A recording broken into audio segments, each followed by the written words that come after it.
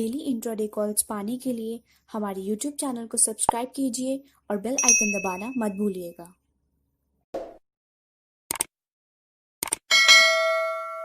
स्वागत है आप सभी का एक बार फिर आपके अपने YouTube चैनल फ्लेम इन्वेस्ट में। तो आज की इस वीडियो में हम क्लियर करेंगे कि 10 जून 2020 के लिए जो स्टॉक्स दिए थे उनमें प्रॉफिट कैसे हुआ, कितनों में प्रॉफिट हुआ, उनमें लेवल्स क्या क्या थे।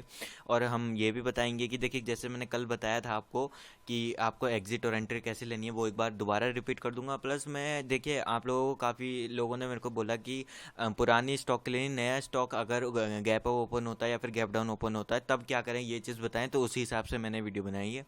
तो देखिए, हर चीज़ को लिखकर आपके सामने प्रेजेंट करना आसान नहीं होता है, तो इस वीडियो को स्किप मत कीजिए। मैं बोल बोल के आपको समझाऊंगा, तो स्किप मत कीजिएगा।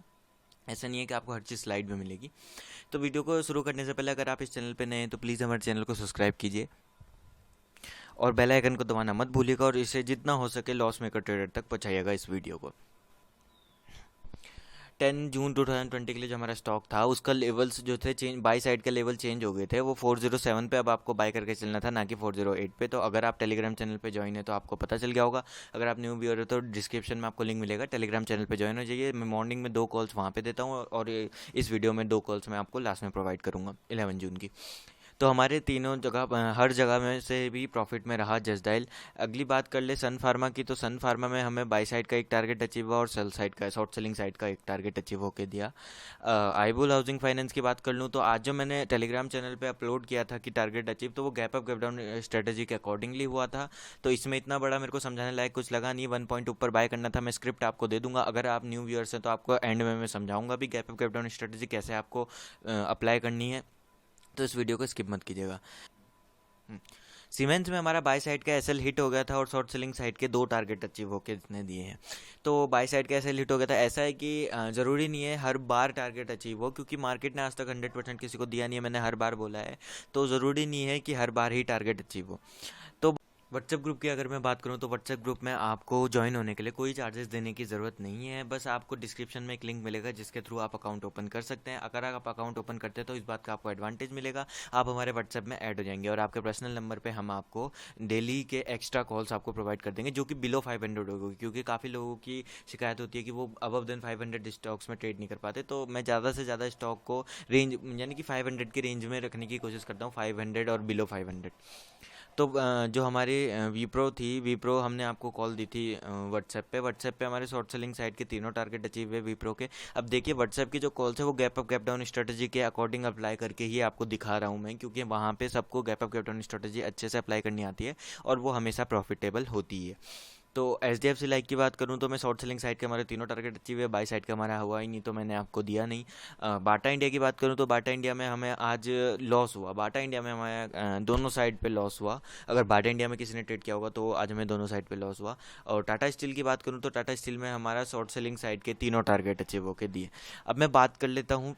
देखिए, मैं एक चीज़ आपको क्लियर करूँगा, अगर कोई स्टॉक गैप अप ओपन होता है तो आप क्या करेंगे, 10 AM के अंदर अंदर 10 AM के अंदर अंदर आप वेट करेंगे कि उसका जो गैप है वो फिल हो जाए। अब गैप फिल कैसे होता है, देखिए आप लोगों को इसी चीज़ में कन्फ्यूजन है, तो मैं ये चीज़ आपकी क्लियर कर दूँ। गैप फिल कैसे होगा कि जो मैंने आपको बाइंग प्राइस दी है और जो शॉर्ट सेलिंग प्राइस है उसके बीच में स्टॉक आ जाता है, यानी बीच में भी ना आए, आपको टाइम मिल जाता है कि आप बाई भी कर सके और शॉर्ट सेल भी कर सके, तो ये गैप फिल हो जाता है। क्योंकि मैं जो भी स्टॉक देता हूँ वो अकॉर्डिंग टू द एनएससी में जो प्राइस चल रही होती है और जो चार्ट की एंडिंग प्राइस होती है उसका मेल बैठा के आपको देता हूँ। तो ये बात ध्यान रखिएगा कि आप बाई भी कर सकते हैं, जो मेरी बाइंग प्राइस है उससे नीचे आ गया स्टॉक और जो शॉर्ट सेलिंग प्राइस है उससे ऊपर आ चुका है स्टॉक, तब आप उसमें दोबारा से कॉल पिक कर सकते हैं। यानी कि गैप फिल तब हो सकता है और आपके पास दोनों ऑप्शन खुल जाते हैं कि आप बाई भी कर सकते हैं और शॉर्ट सेल भी। तब आप हमारी कॉल पिक कर लेंगे। लेकिन ये कंडीशन तब तक है जब तक 10 यानी कि 10 AM तक, 10 AM से थोड़ा बहुत आगे पीछे चलता है, यानी कि 5 मिनट आगे चलता है, 5 मिनट का, लेकिन उससे ज़्यादा नहीं। तो 10 AM के अंदर अंदर अगर गैप फिल हो जाता है, आपको दोनों ऑप्शंस आपके सामने अवेलेबल होते हैं, तो आप जो है बाय और शॉर्ट सेल कर लेंगे। अगर आपको gap up gap down strategy नहीं आती है, gap up gap down strategy आती है तो आप जैसे अप्लाई करते हैं वैसे ही आप अप्लाई करेंगे। अब मैं बात कर लूँ, अगर गैप फिल नहीं होता है तो तब क्या करेंगे? देखिए, अगर आपको gap up gap down strategy आती है तो आपको गैप फिल करने का वेट नहीं करना पड़ता, पहली बात। लेकिन अगर आपको gap up gap down strategy में क्लियरिटी नहीं है तो आप क्या कीजिए, गैप फिल नहीं होता है तो आप उस स्टॉक को छोड़ दीजिए।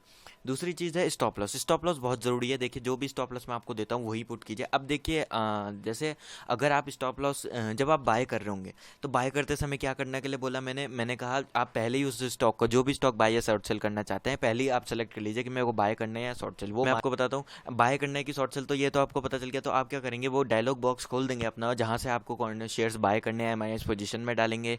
आप अपने शेयर्स डाल के रखेंगे। अभी बाय नहीं करेंगे, बाय तब तक नहीं करेंगे जब तक लेवल ब्रेकआउट नहीं होगा। दो जो मैं अभी कॉल्स आपको दूंगा तो लेवल ब्रेकआउट होने के बाद आप बाय कर लेंगे। ब्रेकआउट मैंने आपको दिया है 100 पे, तो आप क्या करेंगे, जसडाइल को 100.5 यानी कि 100.5, 100.10, 100.10 तक अगर वो आ चुका है, यानी कि 100 डेसिमल फिगर में उसका 0.10 आ चुका है, वो लेवल ब्रेकआउट हो चुका है, तब आप उसे बाय कर लेंगे। और टारगेट टुरगेट मैं आपको दे के रखूंगा, सब कुछ मैं आपको देता हूँ। अगर आप ट्रेड करना चाहते तो आप ट्रेड कर सकते हैं, और टारगेट आपको जो दिया होता है उस पर आप बाहर आ सकते हैं। तो आप क्या करेंगे कि सबसे पहले तो डायलॉग बॉक्स खोल लेंगे। वहाँ पे मार्केट ऑर्डर में नहीं, अगर आप मार्केट ऑर्डर में डालना चाहते हो तो वेल एंड गुड, बट अगर लिमिट में डालना चाहते हो तो लिमिट ऑर्डर में जो मैंने आपको बाइंग प्राइस दी होगी उससे कुछ पॉइंट्स आगे, यानी कि पॉइंट्स, यानी कि डेसिमल पॉइंट में कुछ पॉइंट्स आगे आप उसे बाय करेंगे, क्योंकि लेवल ब्रेकआउट होगा तभी वो कॉल पकड़ेगा। तो लेवल ब्रेकआउट करना जरूरी है हमारी कॉल पकड़ने के लिए। तो लेवल ब्रेकआउट कैसे होगा कि वो उस रेंज से ऊपर आ जाए हल्का सा, तो हल्का सा ऊपर यानी कि छोटा स्टॉक्स आप ज़्यादा प्रीफर करते हैं तो मैं बोल रहा हूँ 0.10। बड़ा स्टॉक होगा तो 1-2 पॉइंट ऊपर बाय कर सकते हैं, कोई बड़ी बात नहीं है। तो ये चीज़ तो आप करेंगे। और टारगेट प्राइस कैसे करेंगे, जैसे ही आपने बाय कर लिया उसके बाद दोबारा से आप एक जो डायलॉग बॉक्स ओपन होता है, या बाय या शॉर्ट सेलिंग जो भी किया है, तो आप उसे जो भी शेयर्स आपने बाय किया तो सेल करने के लिए, और शॉर्ट सेल किया तो बाय करने के लिए, जो डायलॉग बॉक्स आता है, यानी कि स्क्वायर ऑफ करने के लिए जो पोजीशन आती है, स्क्वायर ऑफ करने के लिए जो आपका पूरा डायलॉग बॉक्स आता है, वहाँ पे भी आप पूरा भर लेंगे। उसे मार्केट में करना चाहते हैं लिमिट में, आपकी मर्जी है कि आप टारगेट प्राइस में लगा दें। ये वैसे मेरे हिसाब से मार्केट में करेंगे ज़्यादा बेटर रहेगा। लिमिट में भी आप रखेंगे तो एकदम, अगर टच भी होता है, लेवल ब्रेकआउट भी नहीं होता, हमारा टारगेट प्राइस का लेवल ब्रेकआउट नहीं होता, या फिर टच होके वापस आता है, तो आपके लिए अच्छा रहेगा कि आपके जो भी आपने लगा रखा है वो एकदम से आपका टारगेट जो भी अचीव होकर आपको आपका प्रॉफिट मिल जाएगा। तो ये आप पे डिपेंड करता है। मार्केट में लगाते हैं तो वेल एंड गुड आपके लिए। जैसे मैं बोल रहा हूँ कि जैसे आपने बाय किया था कि देख रहे हैं पूरी क्वांटिटी डाल रखी है, बस एक क्लिक में आप बाय हो जाए, वैसे ही एक क्लिक में आपका टारगेट अचीव होने के बाद आप ट्रेड से बाहर आ जाए। ये पूरा सेट करके रखेंगे जब आप ट्रेड में पुट करेंगे। और एक और चीज़ मैं आपको बताना चाह रहा था कि देखिए, आज मेरे को एक अपने सब्सक्राइबर का मैसेज आया कि उन्होंने मेरे को बहुत अजीब सी बात बोली, तो मैं चाहता हूँ कि आपको ये कन्फ्यूज़न ना हो। उन्होंने कहा कि सर देखिए, मैंने बाय किया था, मुझे नहीं पता कौन सा स्टॉक था, उन्होंने सिर्फ मेरे को एग्जांपल दिया कि सर मैंने बाय किया था, तो बाय करने के बाद वो स्टॉप लॉस के पास आ रहा था, तो मैंने स्टॉप लॉस हिट नहीं हुआ था, स्टॉप लॉस के पास आ रहा था तो मैंने स्क्वायर ऑफ कर लिया, लेकिन स्टॉप लॉस हिट नहीं हुआ, वो टारगेट प्राइस पे चले गया और 2 टारगेट प्राइस अचीव हो गए थे। तो ऐसे मुझे कैसे पता चलेगा? तो देखिए, मैं सबसे पहले बोल रहा हूँ कि जब टारगेट स्टॉप लॉस हिट होगा तभी आप बाहर आएंगे। अगर आप एक बार ट्रेड में घुस चुके हैं तो या तो प्रॉफिट पे बाहर आएंगे, या तो स्टॉप लॉस हिट होगा तभी बाहर आएंगे, बीच में नहीं छोड़ेंगे। ऐसे में ज़्यादा लॉस होता है। आप क्या करते हैं, छोटा छोटा छोटा लॉस करते करते ज़्यादा लॉस कर देते कि ये इतने में स्टॉप लॉस हिट हुआ नहीं और पहली बार आगे। तो चांसेस देखिए, स्टॉप लॉस मैं बोलता हूँ ना, स्टॉप लॉस 2 रीजन से लगता है कि पहला तो वो हिट ना हो, और दूसरा हिट हो तो आपको ज़्यादा लॉस ना हो। तो स्टॉप लॉस पे भरोसा करेंगे, स्टॉप लॉस हिट होगा तभी आप बाहर आएंगे। और टारगेट प्राइस देखिए, टारगेट प्राइस से कुछ पॉइंट्स पहले, यानी कि अगर बड़ा स्टॉक है तो कुछ पॉइंट्स पहले आप टारगेट प्राइस से बाहर आ सकते हैं, कोई इशू नहीं है। वो प्रॉफिट लॉक मेथड कहलाता है, जो कि आप अपने को सेफ साइड चलना चाहते हैं। दूसरी चीज़ है, सेफ साइड चलने के लिए आप इमेजनरी स्टॉप लॉस लगाइए। इमेजनरी स्टॉप लॉस कैसे? फर्स्ट टारगेट प्राइस पे इमेजनरी स्टॉप लॉस लगाएंगे, सेकंड टारगेट प्राइस का पीछा करते हुए, सेकंड टारगेट प्राइस पे लगाएंगे, थर्ड टारगेट प्राइस का पीछा करते हुए। जैसे अभी मैंने आपको बताया, टारगेट अचीव होने के लिए आप पूरा वो रखेंगे अपने पास डायलॉग बॉक्स। तो आप अपने दिमाग में रखेंगे कि ठीक है, अब मेरा इमेजनरी जो स्टॉप लॉस है वो शिफ्ट हो चुका है अपने दिमाग में, यानी कि इमेजनरी स्टॉप लॉस आपके माइंड में आ चुका है वो स्टॉप लॉस, कि अब मेरा stop loss first target price है, जब सेकंड टारगेट प्राइस का पीछा कर रहा है वो। तो अगर पहले फर्स्ट टारगेट प्राइस से ऊपर जाके दोबारा से फर्स्ट टारगेट प्राइस पे आता है तो आप स्क्वायर ऑफ हो जाएंगे। यही होता है इमेजनरी स्टॉप लॉस। तो इस बार बीपीसीएल आप बाय करके चलेंगे 381 पे, स्टॉप लॉस रहेगा आपका 378 का, टारगेट प्राइस रहेगा 382, 384 और 386 का। वहीं शॉर्ट सेलिंग साइड में जब लेवल ब्रेकआउट होगा 377 का, आप इसका स्टॉप लॉस रखेंगे 380 का, टारगेट प्राइस रहेगा आपका 375, 373 और 371 का। देखिए, 3 टारगेट प्राइस है आपके पास, जल्दबाजी मत करिएगा, इमेजनरी स्टॉप लॉस लगाइएगा। और इमेजनरी स्टॉप लॉस अगर नहीं लगाते हैं तो अगर देखिए, अगर आप थर्ड टारगेट प्राइस पे है और थर्ड टारगेट प्राइस से सीधा आप फर्स्ट टारगेट प्राइस पे आ जाते हैं, यानी कि सेकंड टारगेट प्राइस पे आपने इमेजनरी स्टॉप लॉस नहीं लगाया, ये भी आपके पास एक ऑप्शन हो सकता है, क्योंकि बहुत ज़्यादा रेयर चांसेस होते हैं कि फर्स्ट टारगेट प्राइस जो स्टॉक है वो इतना नीचे आए कि फर्स्ट टारगेट प्राइस का हिट कर दे फिर से फर्स्ट टारगेट प्राइस पे, तो फर्स्ट टारगेट प्राइस पे तो लगाना ज़रूरी है। देखिए imaginary stop loss first target price पे रहेगा ही रहेगा। सेकंड टारगेट प्राइस पे आपकी मर्जी है कि आप सेफ चलना चाहते हैं या फिर ज़्यादा रिस्क लेना चाहते हैं। तो शॉर्ट सेलिंग का मैंने आपको बताया। अगला स्टॉक जो मैंने आपके लिए सेलेक्ट किया है वो है ल्यूपिन। अब ल्यूपिन का ही मैं आपको gap up gap down strategy बताऊंगा, अगर ये ओपन होता है कैसे कैसे, तो वो चीज़ बाद में करते हैं। पहले बताऊँ बाय साइड के लिए इसका लेवल ब्रेकआउट होना चाहिए 932 पे, स्टॉप लॉस रहना चाहिए 927 का, तब आपका टारगेट रहेगा। जब 32 का लेवल ब्रेकआउट करेगा तब टारगेट रहेगा 936 का, 940 का और 944 का। 3 टारगेट प्राइस आपके पास है। शॉर्ट सेलिंग की मैं बात करूं तो शॉर्ट सेलिंग के लिए आपका 926 का जो है लेवल ब्रेकआउट होना चाहिए। और स्टॉप लॉस के लिए आप अगर 926 का लेवल ब्रेकआउट होता है तो आपका स्टॉप लॉस रहेगा 930 का और टारगेट प्राइस रहेगा 923, 918 और 912 का। 3 टारगेट प्राइस आपके पास फिर से आते हैं। अब बात कर लेते हैं gap up gap down strategy की। देखिए अगर आप न्यू व्यूअर्स है तो इस स्ट्रेटेजी को समझने की कोशिश कीजिए। अगर आपको समझ आती है तभी आप ये अप्लाई कीजिएगा, वरना आप छोड़ दीजिएगा। आपको जो मैंने अभी फॉर्मूला बताया कि 10 AM के अंदर अंदर का गैप फिल हो जाता है, तब आप दोबारा से ट्रेड कर सकते हैं। एक और चीज़ मैं आपको बताना भूल गया, मैं एक चीज़ और बता दूं कि अगर कोई स्टॉक, मान लीजिए कोई स्टॉक है, वो पहली बार में आपका टारगेट प्राइस अचीव हो जाता है तो दूसरी बार में आप उस कॉल को नहीं लेंगे। लेकिन अगर पहली बार में स्टॉप लॉस हिट होता है तो दूसरी बार उस कॉल को ले सकते हैं, आपकी मर्जी। वही जैसे मैंने अभी आपको बताया, बाय साइड की कॉल का अगर टारगेट अचीव हो गया तो सेल साइड की कॉल दे सकते हैं, बाय साइड की नहीं लेंगे। बट स्टॉप लॉस हिट होता है बाय साइड की कॉल पिक करके तो दोबारा से बाय साइड की कॉल ले सकते हैं। Gap up gap down strategy. देखिए लूपिन को मैंने, देखिए आपको मैंने अभी बताया कि लूपिन को कैसे कैसे बाय करके चलना है। ये आपके क्लियर है कि कैसे कैसे लेवल ब्रेकआउट होंगे।